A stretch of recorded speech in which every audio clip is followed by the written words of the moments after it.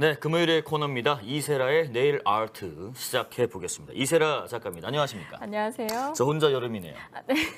미술적으로 좀 입고 와봤습니다. 네, 상당히 옷이 부담스럽습니다. 오늘. 알겠습니다. 네. 오늘 어떤 주제를 갖고 오셨습니까? 혹시 김영준 기자 무서운 거 좋아하세요? 정말 싫어합니다. 아, 정말 싫어하세요? 정말 그럼 안 싫어하고 되는데. 네. 막 피 튀기고 막 갑자기 깜짝 놀라게 나오고 이런 거 정말 네. 싫어하는데 아, 네. 제가 누구 무섭게 하는 건 잘해요. 아, 그래요? 네, 무서운 얘기 같은 거. 아, 그러면 오늘 좀 이런 소재가 될 수 있을 것 같아요. 오늘 그럼 네. 뭐 주제가 오늘은 여름에 어울리는 남양 특집으로 준비를 해봤습니다. 여름의 끝자락에서 보내드리는 남양 특집. 네, 기묘한 그림 이야기입니다. 기묘한 그림이요.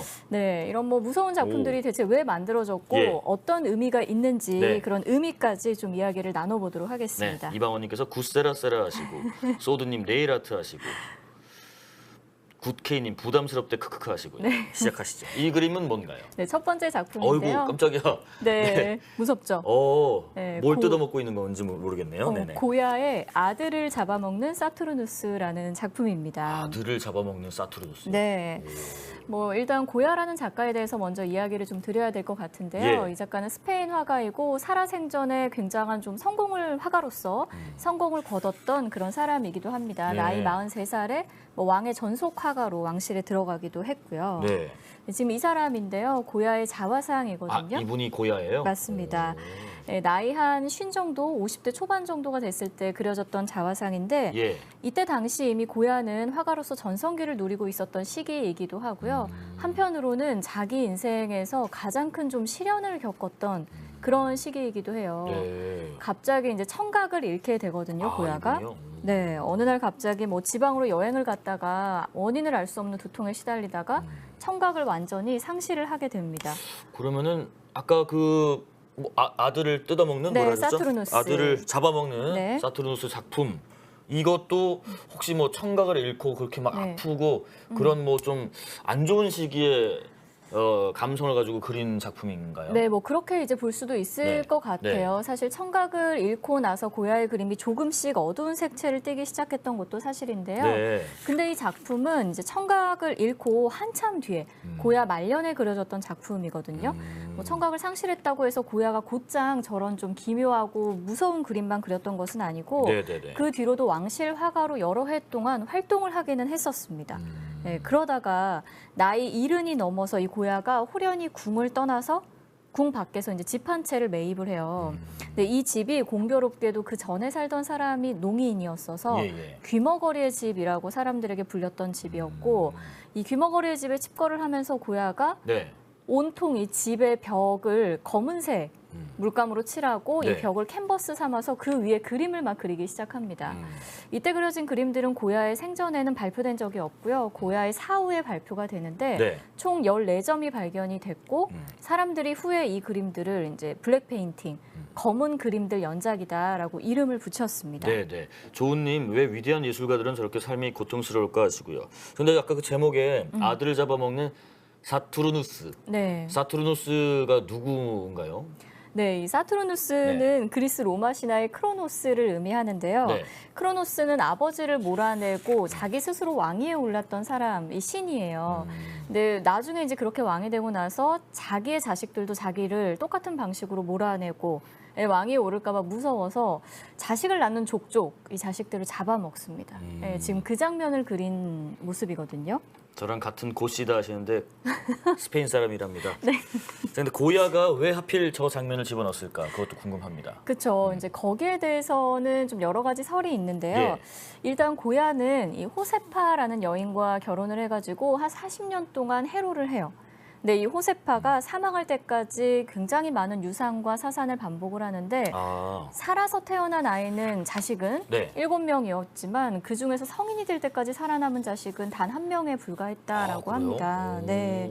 근데 고야가 좀 젊은 시절 방탕한 생활을 해가지고 예. 매독에 걸리기도 했었고 그래서 자기 자식들이 그렇게 일찍 죽고 했던 게 자기 네. 잘못이다. 뭐 이런 좀 그런 회환, 뭐 후회 이런 것들을 담아서 저런 그림을 그렸다라고 해석을 하는 분들도 계시지만 예.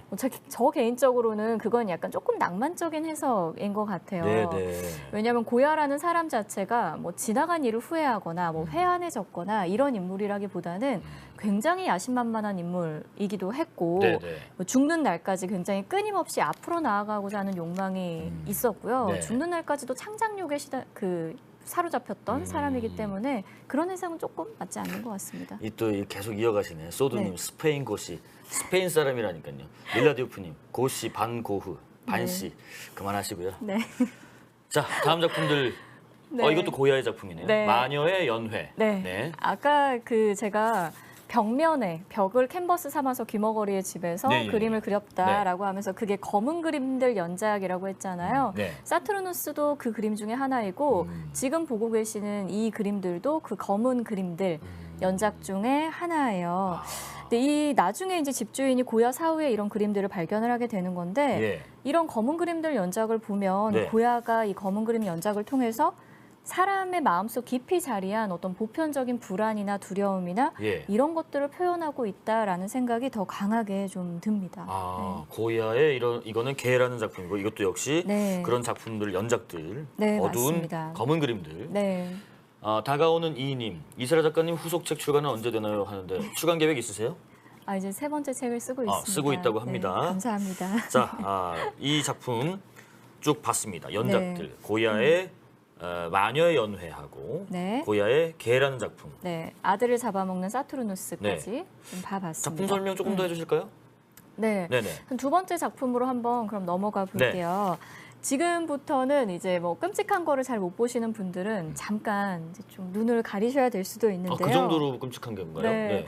이 현대미술을 논할 때 빼놓지 않고 등장하는 작가인데요. 네. 데미안 허스트라는 작가의 천년이라는 작품입니다. 이게 왜 끔찍한 거죠? 뭘 그린 건지 잘 모르겠네요. 네, 이게 그린 게 아니고 이게 이제 설치작인데요. 설치작. 네. 천년은 일단 이 큰 유리장을 두 공간으로 나누고요. 네. 한쪽 바닥에는 지금 피가 흐르는 소머리를 갖다 놨고 이거 소대가리예요? 소머리, 예, 그렇죠. 네. 깜짝이야. 네. 뭔가 있네요. 네, 실제 소머리거든요. 네. 네, 반대편에는 이제 구더기가 들어있는 하얀 상자를 둔 저기 구더기가 있다고요? 네, 맞습니다. 저런 걸 설치 미술로 했다고요? 네, 네. 와. 근데 이게 시간이 흐르면 예. 이 상자 안에 있던 구더기가 파리로 성장을 하게 되고 파리는 결국 이 유리벽에 난 구멍을 통해서 소머리가 있는 쪽으로 넘어오게 되겠죠. 네네. 그렇게 이 소의 사체를 자양분을 삼아서 성장을 하다가 어느 날 갑자기 이렇게 막 유리장 안을 날아다니다가 조금만 삐끗하면 소 머리 위에 설치되어 있는 저 전기 살충기에 타 죽게 되는 그런 구조를 좀 보여주고 있습니다. 저 뭐를 의미하는 거예요, 저게? 네. 오. 사실 굉장히 논란이 많았던 작품인데 예. 뭐 이미 발표된 지 몇십 년이 지났지만 네. 이 작품은 처음에는 이렇게 끔찍함, 혐오 뭐 이런 감정을 느끼게 되지만 네. 또 가만히 들여다보면 우리가 사는 삶과도 좀 닮아 있다. 이런 생각을 좀 들게 해요. 어떻게 말씀해 보세요. 네. 저는 아직 모르겠는데. 뭐 예를 들면 소의 사체를 자양분 삼아서 성장하는 파리의 모습 이런 것들은 뭐 누군가의 어떤 불행이나 실패나 비극 이런 것들을 자양분 삼아 살아가는 존재들은 뭐 우리 사회에서도 얼마든지 찾아볼 수 있는 것이고 그게 또 내가 될 수도 있는 거고요. 근데 그렇게 살다가 어느 순간 갑자기 또 저 파리처럼 예기치 못하게 죽음을 맞이하는 게 또 우리 인간이기도 하잖아요. 똑같은 불행을 맞이하거나 네, 그런 것들을 좀 함의하고 있는 작품이고 무엇보다 이 데미안 허스트의 작품은요. 지금 깜짝 놀라셨잖아요. 네. 저게 뭐 작품이냐라고 네. 하면서 그러니까 미술이 꼭 아름다워야 되냐 혹은 전시장 안에 전시되는 이 미술 작품이 반드시 아름다운 것만 보여줄 필요가 있느냐 이런 질문을 던진다는 점에서 이 현대미술의 핵심 개념을 좀 건드리고 있다라고 볼 수 있습니다. 마장동 우시장에서 좀 영감을 받으셨나? 약간 그렇습니다. 자, 이세라의 네일 아트 항상 네. 저희가 마지막 코너가 네, 있죠. 맞습니다. 내일 또 주말입니다. 네. 어떤 전시를 이번 주에는 좀 추천해 주시겠습니까? 네, 오늘 뭐 데미안 허스트를 통해서 뭐 미술이 아름다움만 보여줄 필요는 없지 없다고 않냐, 하셨죠? 뭐 네. 이런 말을 꺼냈으니까 네. 그런 말을 꺼낸 김에 네. 좀 관련된 전시를 소개하려고 해요. 명품 브랜드 에르메스 아시죠? 예. 네, 이 에르메스에서 한국 작가들을 선정을 해서 네. 에르메스 재단 미술상을 수여를 하거든요. 오, 그래요? 네, 올해 이 19회 에르메스 미술상 작가가 선정이 됐는데 네. 바로 이 류성실이라는 작가이고요. 네. 이 류성실 작가의 불타는 사랑의 노래. 이 수상작 전시가 현재 청담동에 있는 아뜰리에 에르메스에서 열리고 있습니다. 네네.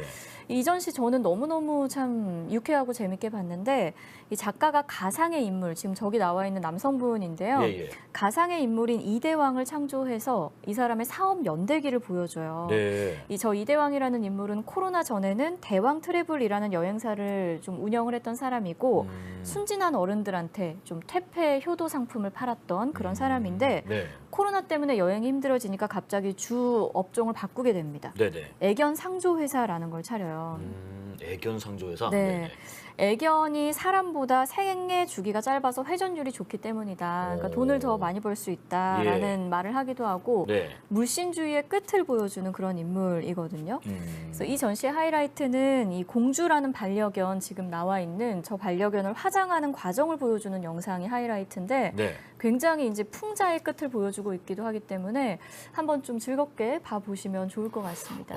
조금 난해할 것 같은데 또 수상작이라고 하니까 굉장히 또 가서 재밌어요. 보고 싶네요. 네. 류성실 작가의 불타는 사랑의 노래. 노래. 현재 네. 아뜰리에 에르메스에서 에르메스에서. 진행 중이라고. 이거 어느 동네에 있는 거예요? 아뜰리에. 청담동에 있습니다. 청담동. 도산거리. 예. 서울 청담동에 가시면 볼 수 있다고 합니다. 네. 자, 이사라의 내일 아트 여기까지 듣고요. 잠시 후에 바로 8분 MG 이어가겠습니다. 오늘 고생하셨습니다. 감사합니다.